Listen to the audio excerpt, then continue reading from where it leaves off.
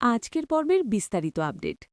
ধারাবাহিকের শুরুতেই আমরা দেখতে পাই রাস্তায় হঠাৎ করে বিচ্ছুকে দেখে সুধা থমকে দাঁড়িয়ে পড়ে।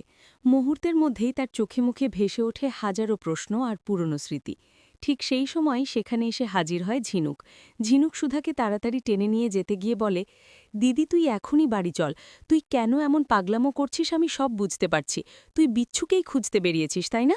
কিন্তু বাড়ির সবাই তোকে খুঁজছে। আজই তো তোর বিয়ে কিংশুক লাহিড়ীর সঙ্গে।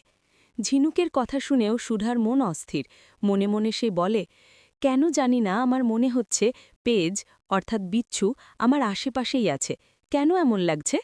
অন্যদিকে সুধার উপস্থিতি টের পেয়ে বিচ্ছু ভয়ে ওখান থেকে দৌড়ে পালিয়ে যায়। এরপর ঝিনুক জোর করেই সুধাকে গাড়িতে তুলে বাড়ির দিকে নিয়ে যায়। ঝিনুক বলে, এখন এসব ভাবার সময় নেই দিদি। তুই তো কিংশুক লাহিড়ীর কাছ থেকে প্রতিশোধ নিতে চেয়েছিলিস, কিন্তু বিচ্ছুকে খুঁজতে গিয়ে সময় নষ্ট করলে চলবে না। এরপর চুমকি তার দোকানে পটলাকে তাড়াহুড়ো করতে বলে, পটলা তাড়াতাড়ি কাজ শেষ কর, বিচ্ছুকে আনতে যেতে হবে। ঠিক তখনই বিচ্ছু এসে চুমকিকে জিজ্ঞেস করে, ম্যাডাম কি এখানে এসেছিল?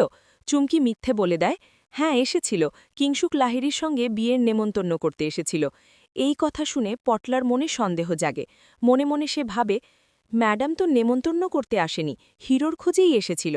এরপর বিচ্ছু উত্তেজিত হয়ে বলে, ম্যাডাম এই বিয়ে কিছুতেই করতে পারে না। ও কিংশুক লাহিড়ীকে ঘৃণা করে। ওই লোক আমার মা বাবাকে আমার থেকে আলাদা করেছে।